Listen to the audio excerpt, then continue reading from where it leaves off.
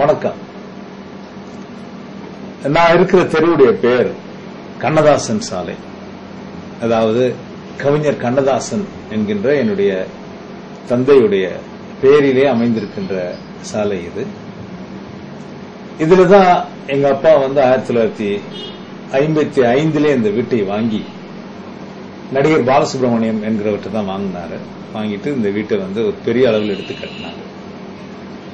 தியாகராய நகர்ல ஏறத்தாழ 50 வருடங்களாக நாங்கள் இருந்து வருகிறோம். என்னை பொறுத்தவரையில் நான் சட்டக்கல்லூரியில் படிச்சுட்டேன். ஏன்னா எங்க வீட்டிலேயே நான் தான் மூத்த பையன். எங்க அப்பாவுக்கு மொத்தம் 14 குழந்தைகள். எனக்கு 2 அம்மா, என்னுடைய தாயார், என்னுடைய பெரிய தாயார். எல்லாரும் நாங்க ஒன்னாதான் வளர்ந்தோம். இங்க 14 பேரும் ஒரே வீட்டில தான் வளர்ந்தோம். இதே வீட்டில தான். எங்களுடைய அப்பா 2 அம்மாவும் எங்களை வளர்த்த விதம் அப்படி ரொம்ப அன்போடு எங்களை வளர்த்தவங்க. அதனால செல்லம் கொடுத்து எங்களை படிக்காம விடவும் இல்லை. படிப்புங்கிற விஷயத்துல ரொம்ப கண்டிப்பா இருந்தாங்க. அதனால நான் சட்டக்கல்லூரியில் படிக்க முடிஞ்சது. சட்டக்கல்லூரியில் படித்ததுக்கு பிறகு ஒரு வழக்கறிஞனாக இருந்தேன். சட்டக்கல்லூரியில் படிச்சுக்கிட்டு இருக்கிற பொழுது அப்பாவுடைய பணம் ரொம்ப வாங்க வேண்டாம் அப்படின்னு கருதி நானே என்ன பண்ணேன், ஒரு பதிப்பகம் ஒன்று தொடங்கினேன், கீதா சமாஜம்ன்ற பேர்ல. இதே வீட்டில் ஒரு சின்னதா ஒரே ஒரு ரூம்ல.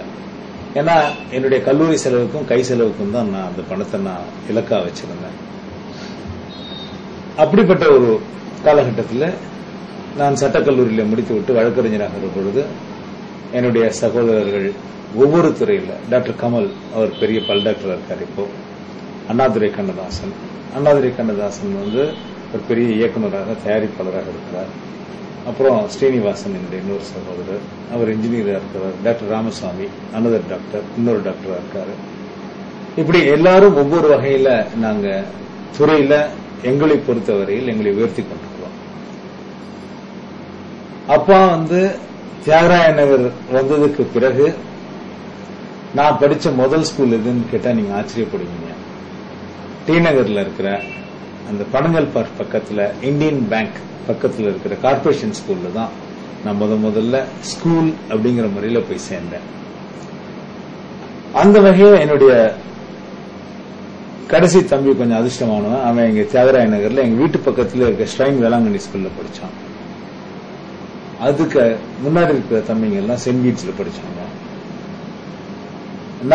நானும் என்னுடைய சகோதரர் டாக்டர் கமாலும் என்னுடைய சிஸ்டர் அலமேலும் கார்பரேஷன் ஸ்கூல்ல தான் படிச்சோம். முதல்ல ஒரு 2 வருடத்துக்கு தியாகராய நகர்ல இருக்கிற அந்த கார்பரேஷன் ஸ்கூல்ல படிச்சது. அந்த அனுபவங்கள் மறக்க முடியாது.